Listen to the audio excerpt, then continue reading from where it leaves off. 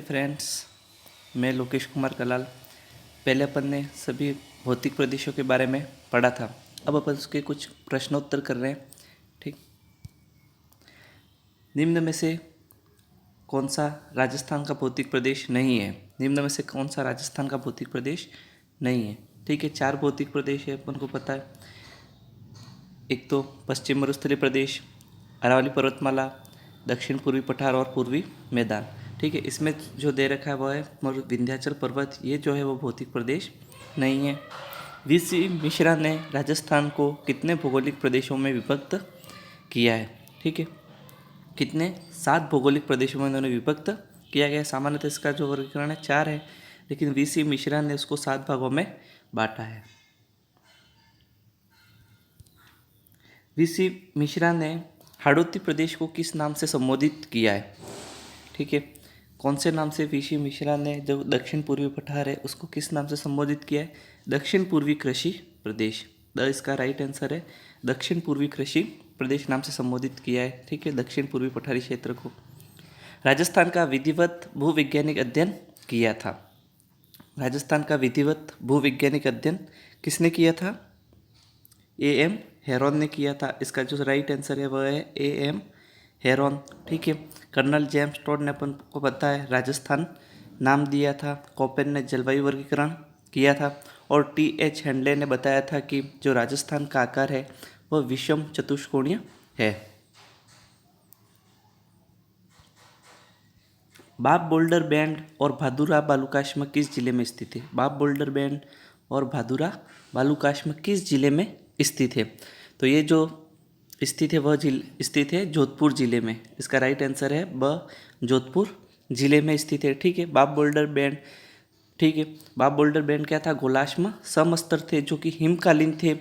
ठीक है, और ये तालचीर युग के समकालीन माने जाते हैं। और भादुरा बालूकाश्म सामुद्रिक अवस्था में मिले हैं। दोनों जो है वो जोधपुर जिले में स्थित है। इसके बाद राज्य में किस जिले से विशाल सीमाभ्रंश नहीं गुजरता है?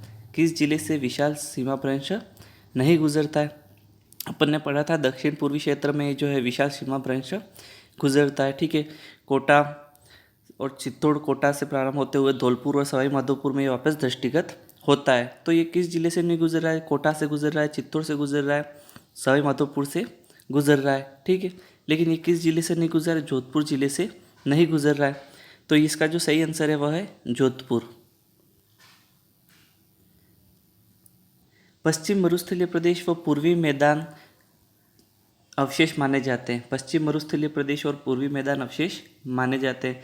तो इस जो वेगनर ने सिद्धांत दिया था, ठीक है, महाद्वीपीय विस्थापन का सिद्धांत, उसने एक वृहद भाग था उसे पेंजिया कहा था और उसके 2 भाग हो गए थे, जिसको उसने एक तो कहा था अंगारा लैंड या लोरेशिया और दूसरे को कहा था उसने गोंडवाना लैंड। तो ये 2 भाग थे और बीच में जो था एक सागर स्थित था जिसका नाम उन्होंने दिया था टेथिस सागर दिया था। तो ये जो पश्चिम मरुस्थलीय प्रदेश और पूर्वी मैदान जो है वो भी किसके अवशेष माने जाते हैं? टेथिस सागर के अवशेष माने जाते हैं। ठीक है, और इसके चारों ओर जो समुद्र था उसको वेगनर ने क्या कहा था? पेंथालासा कहा था। ठीक है, गोंडवाना लैंड एक ये पार्ट था और एक ऊपर वाला, तो ऊपर वाला जो था उसने अंगारा लैंड या लोरेशिया कहा था और दूसरे जो पार्ट है उसको गोंडवाना लैंड कहा था। जो अरावली पर्वतमाला है और दक्षिण पूर्वी पठारी जो क्षेत्र है वो किसके पार्ट है? गोंडवाना लैंड के पार्ट है या उनके अवशेष माने जाते हैं। ठीक है, आकलवुड फॉसिल पार्क स्थित है।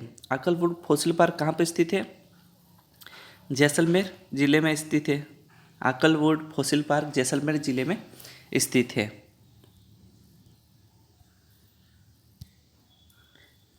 विश्व में सर्वाधिक जैव विविधता व जनघनत्व वाला मरुस्थल है। विश्व में सर्वाधिक जैव विविधता और जनघनत्व वाला मरुस्थल कौन सा है? ठीक है, तो वह मरुस्थल जो है वो थार का मरुस्थल जो है वो विश्व में सर्वाधिक जनघनत्व मिलता है और सर्वाधिक जैव विविधता भी इसी मरुस्थल में मिलती है। ठीक है, तो इसका राइट आंसर है थार का मरुस्थल। सहारा मरुस्थल जो है वो कहाँ स्थित है? अफ्रीका में स्थित है। कालाहारी मरुस्थल जो है वो भी अफ्रीका में स्थित है। गोबी मरुस्थल जो है वह मंगोलिया में स्थित है। ठीक है, तो थार के मरुस्थल में सर्वाधिक जैव विविधता व जनघनत्व मिलता है। पश्चिम मरुस्थलीय प्रदेश का विस्तार प्रदेश के कितने राज्यों में कितने जिलों में है। ठीक है, पश्चिम मरुस्थलीय प्रदेश का विस्तार राज्य के कितने जिलों में है, तो वह है कितने जिलों में, 12 जिलों में। राइट आंसर इसका क्या है, द। वर्तमान में अपन देखिए सिरोही जिलों में भी इसका विस्तार हो रहा है। ठीक है, सिरोही जिले में भी मरुस्थलीकरण बढ़ रहा है।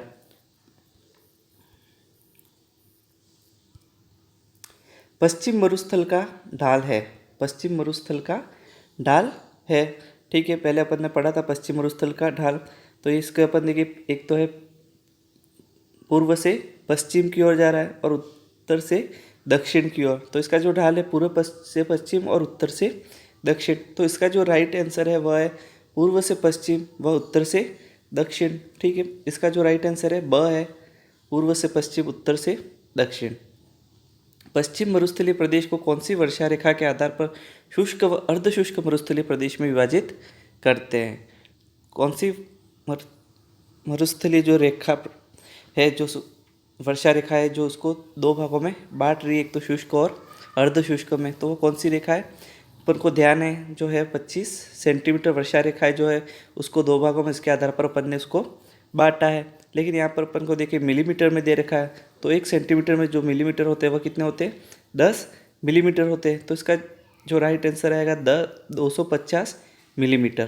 तो इसमें जो ऑप्शन राइट है कौन सा है, 250 मिलीमीटर। प्रश्न जो है सेंटीमीटर को से घुमा करके मिलीमीटर में भी पूछा गया है। पहले एक प्रश्न पूछा हुआ है, पूर्वी मैदान पश्चिमी मरुस्थलीय प्रदेश और अरावली को अलग विभाजित करने वाली रेखा कौन सी है, तो 50 सेंटीमीटर, जिसका ऑप्शन दे रखा था 500 मिलीमीटर। ठीक है, तो इसको ध्यान में रखना है। पश्चिमी मरुस्थलीय भाग का कितना प्रतिशत भाग बालू का स्तूपों से आच्छादित है, तो लगभग अपन देखिए 60% जो भाग है वह बालू का स्तूपों से आच्छादित है। 60% भाग पर बालू का स्तूप मिलते हैं। पथरीला या चट्टानी मरुस्थल को कहा जाता है। अपन ने पढ़ा था बालोतरा, बाड़मेर, ठीक है, पोखरण और फलोदी के मध्य एक पथरीला या चट्टानी मरुस्थल है जिसे कहा जाता है हम्मादा कहते हैं। इसको क्या कहते हैं, हम्मादा कहते हैं। ठीक है, मगरा क्या था, मगरा था बालोतरा से पोखरण के मध्य, पोखरण से बालोतरा के मध्य जो अवशिष्ट पहाड़ियों का समूह, उसे क्या कहा था, मगरा। ठीक है, मगरा जो है विकास कार्यक्रम भी चलाया जा रहा है। इसके बाद रेग, रेग क्या था, मिश्रित कंकड़युक्त मरुस्थल। हम्मादा के चारों ओर जो मिश्रित कंकड़युक्त मरुस्थल था, ठीक है, मिश्रित कंकड़युक्त मरुस्थल था, उसे क्या कहते थे, रेग कहते थे। प्लाया क्या था, अस्थायी झील जो होती है रेगिस्तानी क्षेत्र में वर्षा काल में अस्थायी जो झीलें बनती है उसे क्या कहते हैं, प्लाया कहते हैं। और सर्वाधिक जो प्लाया झीलें मिलती है वो जैसलमेर में मिलती हैं। मगरा विकास कार्यक्रम शुरू किया गया था। मगरा विकास कार्यक्रम कब शुरू किया गया था, 2005। मगरा विकास कार्यक्रम कब शुरू हुआ था, 2005-06 में शुरू हुआ था। ठीक है, राज्य के 5 जिलों में इसकी शुरुआत हुई थी। कौन कौन से जिले थे, चित्तौड़गढ़, भीलवाड़ा, राजसमंद, अजमेर और पाली। इन 5 जिलों में ये मगरा विकास कार्यक्रम चलाया गया था।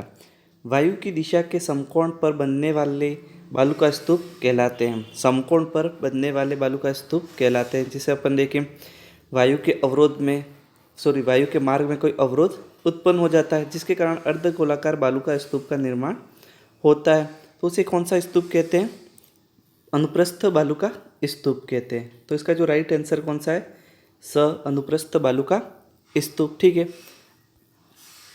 अनुदैर्घ्य बालू का स्तूप क्या था, अनुदैर्घ्य बालू का स्तूप में अपन देखिए जब वायु आ रही है और उसकी गति जैसे ही मंद पड़ती है और उसका जमाव समानांतर रूप में इसका जमाव हो जाता है, तो उसे कौन सा स्तूप कहते थे, अनुदैर्घ्य बालू का स्तूप कहते थे। और पैराबोलिक बालू का स्तूप क्या था, जिसमें अपन देखें झाड़ियों से एक तरफ अपन देखें जब बालू का स्तूप का जमाव होता था तो उसे क्या कहते हैं, शव्र काफिस, और दोनों तरफ अपन देखें अलग अलग बालू का स्तूप का जमाव हो जाता है, बहुमुखी बालू का स्तूप का जमाव होता है, तो उसे क्या कहते हैं, पैराबोलिक बालू का स्तूप। ठीक है, पहले अपन ने वीडियो में पढ़ चुके हैं इसके बारे में। बरखान या अर्धचंद्राकार बालू का स्तूप सर्वाधिक कहाँ मिलते हैं। बरखाने अर्धचंद्राकार बालू का स्तूप जो है सर्वाधिक कहाँ मिलते हैं? वह मिलते हैं शेखावटी क्षेत्र में। सर्वाधिक कहाँ देखने को मिलते हैं? शेखावटी क्षेत्र में है। इसके बाद पश्चिमी राजस्थान में सर्वाधिक प्लाया झीलें कहाँ पर है? प्लाया झीलें जो कि अस्थायी झीलें होती है, वर्षा काल में बनती है, ठीक है। तो ये सर्वाधिक किस जिले में देखने को मिलती हैं? तो ये जैसलमेर में। सर्वाधिक प्लाया झीलें कहाँ पर है? जैसलमेर जिले में है।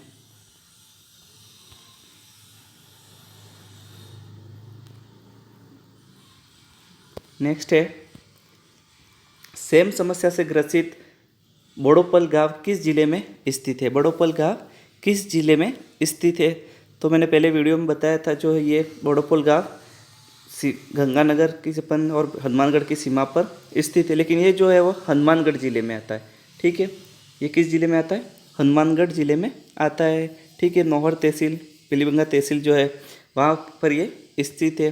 कौन सा गाँव? बोड़ोपल गाँव। शेखावटी क्षेत्र में घास के मैदान को क्या कहते हैं? शेखावटी क्षेत्र में घास के मैदान को क्या कहते हैं? ठीक है, ये प्रश्न आ चुका है पहले एग्जाम में। क्या कहा जाता है उसको? बीड़ कहते हैं। क्या कहते हैं? बीड़ कहते हैं। तोरावटी तो क्या है? कांतली नदी द्वारा निर्मित जो मैदानी भाग होता है उसे क्या कहते हैं? तोरावटी कहते हैं। बीहड़ अपन देखे उत्खात स्थलाकृति जो है, चंबल नदी द्वारा निर्मित उत्खात स्थलाकृति जो है वो क्या कहलाती है? बीहड़ कहलाती है। और थल्ली जो है अपन देखें बीकानेर, चूरू और हनुमानगढ़ का जो सीमावर्ती क्षेत्र है वो क्या कहलाता है? थल्ली कहलाता है, ठीक है।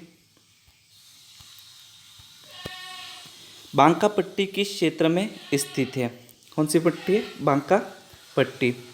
इसका जो सही आंसर है वह है स, नागौर और अजमेर जिले में। नागौर और अजमेर जिले के मध्य अपन देखें एक श्रेणी पाई जाती है, जायल श्रेणी। और इस जायल श्रेणी में अपन देखें फ्लोराइड की मात्रा अधिक है। फ्लोराइड की मात्रा अधिक होने के कारण वहाँ पर अपन देखें लोगों को जो है कुबड़ रोग हो जाता है, और इसी कारण इसे कुबड़ पट्टी भी कहते हैं। इसी कारण इसको क्या कहते हैं? कुबड़ पट्टी भी कहते हैं। ध्यान में रखना है, ठीक है। कुबड़ पट्टी और बांका पट्टी एक ही चीज़ है। और ये कहाँ पर स्थित है? नागौर अजमेर के मध्य स्थित है। महत्वपूर्ण प्रश्न है। गोडवार बेसिन किस प्रदेश में स्थित है? कौन सा बेसिन है? गोडवार बेसिन। ध्यान हो तो अपन ने इसे अर्धशुष्क मरुस्थलीय प्रदेश में पढ़ा था, ठीक है। तो ये कौन से किसका भाग है? अर्धशुष्क मरुस्थलीय प्रदेश। किसका भाग है? अर्धशुष्क मरुस्थलीय प्रदेश का भाग है, ठीक है। लूनी बेसिन ही जो है वो क्या है? गोडवार बेसिन है। ध्यान में रखना है, अर्धशुष्क मरुस्थलीय प्रदेश का भाग है ये। नेक्स्ट है, अरावली पर्वतमाला का निर्माण कौन से युग में हुआ था? अरावली पर्वतमाला का जो निर्माण है वो कौन से युग में हुआ था? तो वो हुआ था प्राचीनतम पर्वतमाला है। अरावली पर्वतमाला प्राचीनतम पर्वतमाला है, और इसका जो निर्माण हुआ है प्री कैम्ब्रियन युग में इसका निर्माण हुआ है। कौन से युग में इसका निर्माण हुआ है? प्री कैम्ब्रियन युग में हुआ है, ठीक है। इसके बाद है, राजस्थान में अरावली पर्वत श्रृंखला के विस्तार की दिशा क्या है? ठीक है, अपन को पता है, सामान्य अपन माइंड में मैप बना ले। अरावली जो पर्वतमाला है वो किस दिशा में इसकी स्थित है? तो इसमें अपन देखेंगे ये कौन सी दिशा होगी? उत्तर पूर्व, और ये होगी दक्षिण पश्चिम।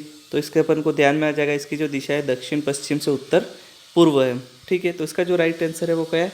ब है, दक्षिण पश्चिम से उत्तर पूर्व। नेक्स्ट है, अरावली पर्वतमाला का विस्तार मुख्यतः कितने जिलों में? मुख्यतः इसका विस्तार कितने जिलों में है? तो इसका मुख्य जो विस्तार कितने जिलों में? 7 जिलों में, ठीक है। अपन ने देखा दक्षिण अरावली में 3 जिले, कौन से? उदयपुर, सिरोही और राजसमंद। मध्य में अजमेर जिला मुख्यतः आता है, और उत्तर में जो है वह जयपुर, अलवर और दौसा ये जिले आते हैं, ठीक है। ऐसे ही अपन देखें इसका छोटा मोटा विस्तार अन्य जिलों में भी है, और कुल 17 जिले आते हैं, लेकिन मुख्यतः कितने जिलों में विस्तारित है? 7 जिलों में विस्तारित है। राजस्थान का प्रमुख जल विभाजक है। राजस्थान का प्रमुख जल विभाजक है, कौन सा है? अरावली पर्वतमाला, जहाँ से अपन देखें दोनों ओर से नदियाँ निकलती हैं, ठीक है। तो और इसके तरफ मुख्यतः एक जल विभाजक का कार्य कर रहा है। तो इसका सही आंसर कौन सा है? अरावली पर्वतमाला। राजस्थान का जल विभाजक कौन सा है? अरावली पर्वतमाला। नेक्स्ट है, सूराघाट और शिवपुर घाट दर्रे किस जिले में स्थित हैं? सूराघाट और शिवपुर घाट दर्रे किस जिले में स्थित है? तो ये किस ज़िले में स्थित है? अजमेर में। कहाँ पर स्थित है? अजमेर ज़िले में ये दर्रे स्थित हैं। सूरा घाट और शिवपुर घाट दर्रे। कामली घाट और गौरम घाट दर्रे जोड़ते हैं। कामली घाट और गौरम घाट दर्रे किसको जोड़ते हैं? पाली को राजसमंद से जोड़ते हैं। ठीक है, इसको आप देखिए आमेट यानी राजसमंद और मारवाड़ जंक्शन पाली में, तो ये आमेट को मारवाड़ जंक्शन से जोड़ता है। ठीक है, कामली घाट और गौरम घाट दर्रे। पाली और ब्यावर को जो दर्रा जोड़ रहा था वो कौन सा था? बर दर्रा। चित्तौड़ और उदयपुर को जोड़ने वाला दर्रा कौन सा था? देबारी, देबारी की नाल। ठीक है, और इसके बाद उदयपुर और सिरोही को जोड़ने वाला दर्रा हाथी दर्रा। तो ये इसके प्रमुख दर्रे हैं। ठीक है, महत्वपूर्ण दर्रे हैं। तो आमेट और मारवाड़ी जंक्शन को जोड़ने वाला दर्रा कौन सा है? कामली घाट और गौरम घाट दर्रे। नेक्स्ट है सुमेलित करें। ठीक है, इसमें अपन को कुछ ऊंचाइयाँ ध्यान में रखनी है। ठीक है, जैसे महत्वपूर्ण कोई गढ़ है वो कहाँ पर स्थापित है और उसकी ऊंचाई कितनी है। ठीक है, तो उस ये सभी गढ़ दे रखे और उसकी ऊंचाई कितनी है। तो अपन को ट्रिक याद हो तो उसमें से कौन सा कोई भी जो है शिखर आ रहा है तो देख ले। इसमें गुरु से डीजे, अच्छा, आकुर, ऋषि, कमल। आकुर से कु आ रहा है कुंभलगढ़, और कुंभलगढ़ की जो ऊंचाई है वह कितनी थी अपन को? 1224 मीटर। ठीक है, इसके बाद जो है आता है वह है सज्जनगढ़। सज्जनगढ़ की जो ऊंचाई है वह कितनी है? 938 मीटर। इसके बाद आता है जयगढ़। जयगढ़ की ऊंचाई जो है वो 648 मीटर।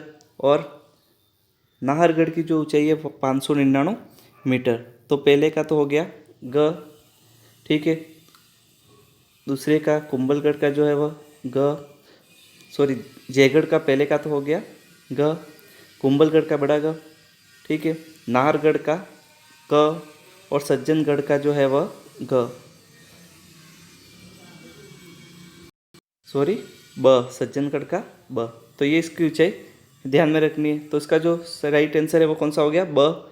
ठीक है, जयगढ़ की ऊंचाई कितनी? 648 मीटर। कुंभलगढ़ की ऊंचाई कितनी? 1224 मीटर। नाहरगढ़ की 599 मीटर और सज्जनगढ़ की 938 मीटर। नेक्स्ट प्रश्न है प्रमुख चोटियों को अवरोही क्रम में जमाइए। प्रमुख चोटियों को अवरोही क्रम में जमाइए। अपन को जो अपन ने शॉर्ट ट्रिक बनाई थी इसके लिए, गुरु से डीजे, अच्छा, आकुर, ऋषि, कमल। ठीक है, उसको एक बार लिख ले तो ध्यान में आ जाएगा। तो सबसे पहले अपन देखें गुरु से डीजे, यानी पहले क्या आता है? देलवाड़ा आता है, और इसके बाद क्या आता है? जरगा आता है। ठीक है, यानी ये दोनों तो क्या है? गलत है। इन दोनों में से ही कुछ आंसर होना चाहिए। ठीक है, तो उसके बाद क्या आता है? आकुर, ऋषि, कमल, गुरु से डीजे, अच्छा। अच्छा किस में आ रहा है? अचलगढ़, इसमें स में। और इसके बाद क्या आता है? रघुनाथगढ़, आकुर र यानी रघुनाथगढ़ 1055 मीटर। तो ये इसके क्रम होगा अवरोही क्रम, यानी बड़े से छोटा शिखर। ठीक है, बड़े से छोटे की तरफ जाना है। तो देलवाड़ा की ऊंचाई अपन को पता है 1442 मीटर। ठीक है, इसकी 1431 मीटर। इसके बाद इसकी अचलगढ़ की 1380 मीटर और रघुनाथगढ़ की 1055 मीटर। ठीक है, नेक्स्ट अपन आगे बढ़ते हैं। उत्तरी भारत व दक्षिणी भारत के मध्य की सर्वोच्च चोटी है। उत्तरी भारत और दक्षिणी भारत के मध्य की सर्वोच्च चोटी है। तो सर्वोच्च चोटी कौन सी है उसकी? गुरु शिखर। उत्तरी भारत व दक्षिणी भारत के मध्य की सर्वोच्च चोटी कौन सी है? गुरु शिखर। ठीक है, शेर जो है वह राज्य की दूसरी सबसे ऊंची चोटी है। दोदा बेटा अपन देखे दक्षिण भारत में है, और कंचनजंगा जो है वह अपन देखे भारत में हिमालय की सर्वोच्च चोटी है। तो ये प्रमुख ऊंची चोटियाँ हैं। सिरोही जिले में तीव्र ढाल वाली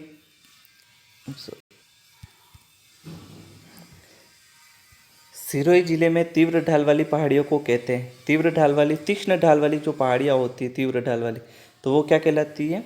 भाकर कहलाती है। किस नाम से जानते हैं? सिरोही जिले में भाकर नाम से जानते हैं। ठीक है, लेकिन कुछ महत्वपूर्ण भाकर जो हैं वो जालोर जिले में स्थित हैं, जिसे अपन ने कहा था इरोजा। इरोजा यानी ई से इसराना, रोजा भाकर और जारोला भाकर। इरोजा भाकर, रोजा भाकर और जोरोला जारोला, भाकर, ये 3 भाकर जो है वो किस जिले में स्थित है? जालोर जिले में। ठीक है, ध्यान में रखना किस जिले में स्थित है? जालोर जिले में स्थित है। भोराट पठार स्थित है। भोराट का पठार कहाँ स्थित है? तो ये स्थित है इसका राइट आंसर है कुंभलगढ़ और गोगुंदा के मध्य। कुंभलगढ़ और गोगुंदा के मध्य। गोगुंदा जो है वो कहाँ पे आता है? उदयपुर में। कुंभलगढ़ राजसमंद में। उसके मध्य में जो पठारी स्थित है उसे कहते हैं भोराट का पठार कहते हैं। ठीक है, डूंगरपुर, बांसवाड़ा, उदयपुर, सिरोही, इसके मध्य में जो पठारी भाग है उसे भोमट का पठार कहते हैं। कौन सा पठार कहते हैं? भोमट का पठार कहते हैं। इसके बाद भैंसरोडगढ़ और बिजुलिया के मध्य जो पठार है, मध्य जगह पठार जो भाग है उसे कहते हैं ऊपरमाल का पठार। कौन सा पठार कहते हैं? ऊपरमाल का पठार कहते हैं। और जरगा और रागा के मध्य जो पठारी भाग है, पहाड़ियाँ हैं, हरी भरी पहाड़ियाँ, उसे कहते हैं देशहारों की पहाड़ियाँ। देशहारों की पहाड़ियाँ कहते हैं। तो ये अलग अलग है। ठीक है, तो कुंभलगढ़ गोगुंदा के मध्य कौन सा? भोराट का पठार। डूंगरपुर, बांसवाड़ा, उदयपुर और सिरोही के मध्य कौन सा पठार? भोमट का पठार। भैंसरोडगढ़ और बिजुलिया के मध्य कौन सा पठार है? ऊपरमाल का पठार। और जरगा व रागा के मध्य कौन सी पहाड़ियाँ? देशहारों की पहाड़ियाँ। नेक्स्ट है चित्तौड़गढ़ दुर्ग कौन से पठार पर स्थित है? चित्तौड़गढ़ दुर्ग कौन से पठार पर स्थित है? ठीक है, तो इसमें अपन को ध्यान में रखना है कौन सा पठार है? मेसा का पठार। इसका राइट आंसर क्या है? द मेसा का पठार। ठीक है, बैथोलिथ से, अपरदन से अपन देखें टोपी नुमा जब आकार हो जाता है तो उसे कौन सा कहते हैं? मेसा का पठार कहते हैं। ठीक है, उड़िया का पठार अपन को पता है राज्य का सर्वोच्च पठार है। राज्य का सबसे ऊंचा पठार कौन सा है? उड़िया का पठार। काकनवाड़ी पठार कहाँ पर स्थित है? अलवर में स्थित है। ठीक है, भानगढ़ दुर्ग और काकनवाड़ी दुर्ग भी किस पर स्थित है? काकनवाड़ी पठार पर ही स्थित है। और ऊपरमाल का पठार अभी अपन ने पढ़ा था। ठीक है, भैंसरोडगढ़ और बिजुलिया के मध्य स्थित है। मालखेत की पहाड़ियाँ स्थित है। मालखेत की पहाड़ियाँ कहाँ पर स्थित है? तो ये जो स्थित है वह है सीकर में। कहाँ पर स्थित है? सीकर में स्थित है। अपन ने पढ़ा था खंडेला की पहाड़ियों के बारे में। ठीक है, कौन से? खंडेला की पहाड़ियों के बारे में। और ये खंडेला की पहाड़ियों के अपन देखे ही अलग अलग रूप में विस्तृत है। इसमें कौन सी? मालखेत की पहाड़ियाँ भी है। और ये किस जिले में स्थित है? सीकर जिले में स्थित है। जसवंतपुरा की पहाड़ियाँ किस जिले में स्थित है? जसवंतपुरा की पहाड़ियाँ किस जिले में स्थित है? तो ये किस जिले में स्थित है? जालोर जिले में। ठीक है, इसका राइट आंसर क्या है? ब जालोर जिला। और इसकी जो सर्वोच्च चोटी कौन सी है? डोरा पर्वत। इसकी सर्वोच्च चोटी कौन सी है? डोरा पर्वत इसकी सर्वोच्च चोटी है। ठीक है, मारवाड़ का अपन देखें लघु माउंट आबू भी कहते से, सॉरी, मारवाड़ का कश्मीर भी कहते हैं उसको। नेक्स्ट आता है मारवाड़ के मैदान को मेवाड़ के उच्च पठार से अलग करने वाली पर्वत श्रेणी है। मारवाड़ के मैदान को मेवाड़ के उच्च पठार से अलग करने वाली पर्वत श्रेणी है। कौन सी है? मेरवाड़ा की पहाड़ियाँ। इसका राइट आंसर कौन सा हो गया? द मेरवाड़ा की पहाड़ियाँ। ये अपन देखें उत्तरी अरावली और दक्षिणी अरावली के मध्य में ही स्थित है। तो इसे मुख्यतः अपन देखें दक्षिणी अरावली में भी ले सकते हैं। किसमें? दक्षिणी अरावली में, क्योंकि राजसमंद के अंतर्गत ये आती है। ठीक है, नेक्स्ट है निम्न में से कौन सा मेवल क्षेत्र है? कौन सा क्षेत्र? मेवल क्षेत्र है। ठीक है, मेवल के नाम से किसे जानते हैं? इसका राइट आंसर जो है वह है स डूंगरपुर और बांसवाड़ा का क्षेत्र है, जिसे क्या कहते हैं? मेवल भी कहते हैं। जैसलमेर को अपन देखें वल्ल या मांड क्षेत्र भी कहते थे। इसके बाद सिरोही को अपन देखें चंद्रावती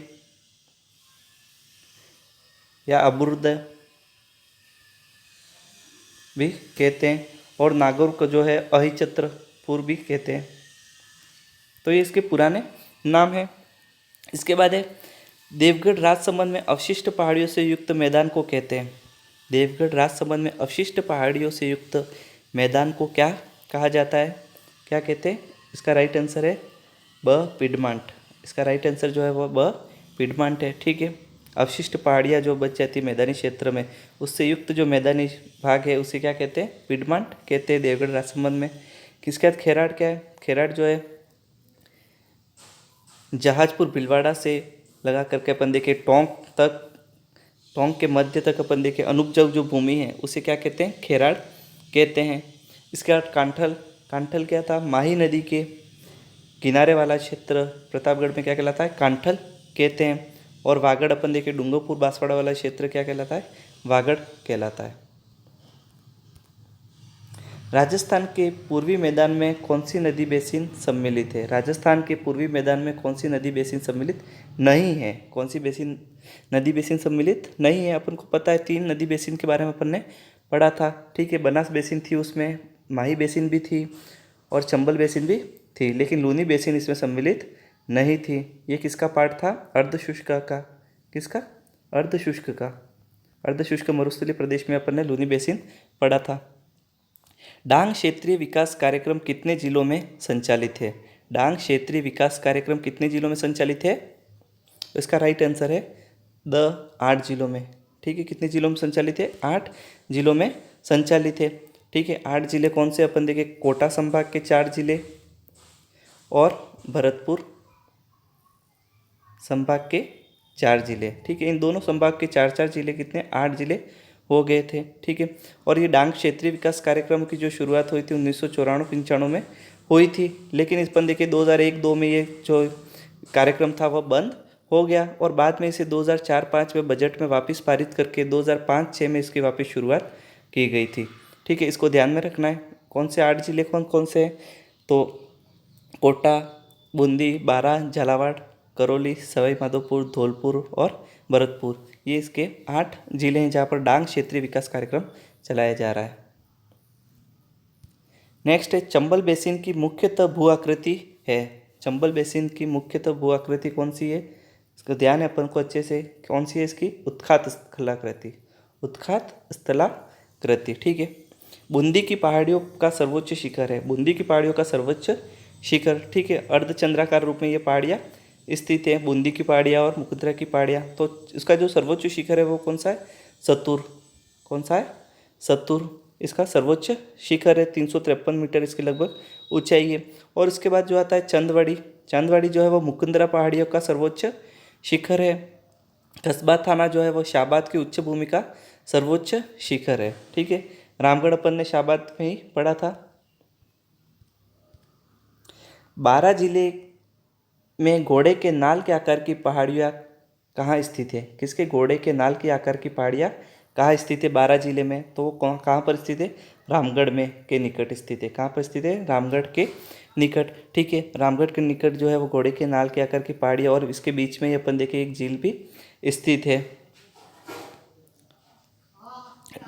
डंग गंगाधर की उच्च भूमि किस भौतिक प्रदेश का भाग है? डंग गंगाधर उच्च भूमि किस भौतिक प्रदेश का भाग है? तो ये अपन ने 4 भौतिक प्रदेश पढ़े थे, उसमें अंतिम जो था वो कौन सा था, दक्षिण पूर्वी पठारी प्रदेश। तो ये इसका ही भाग है, डंग गंगाधर की उच्च भूमि। झालावाड़ जो है उसके समीप ही अपन देखिए डंग गंगाधर की उच्च भूमि वाला पार्ट भी है। नेक्स्ट है लाल बलुआ पत्थर निकाला जाता है। लाल बलुआ पत्थर कहाँ से निकालते हैं, ठीक है। तो अपन ने पहले पढ़ा था, तो ये जो है वह कौन सा है, धौलपुर करौली में कौन सा पत्थर निकाला जाता है, लाल बलुआ पत्थर निकाला जाता है। अरावली पर्वत किस प्रकार के हैं? अरावली पर्वत किस प्रकार के हैं, मोड़दार हैं, ज्वालामुखी हैं, अवरोधी हैं, अवशिष्ट है? तो इसका जो राइट आंसर है वो कौन सा है, द अवशिष्ट। अरावली पर्वतमाला कैसी पर्वतमाला, अवशिष्ट पर्वतमाला है, ठीक है।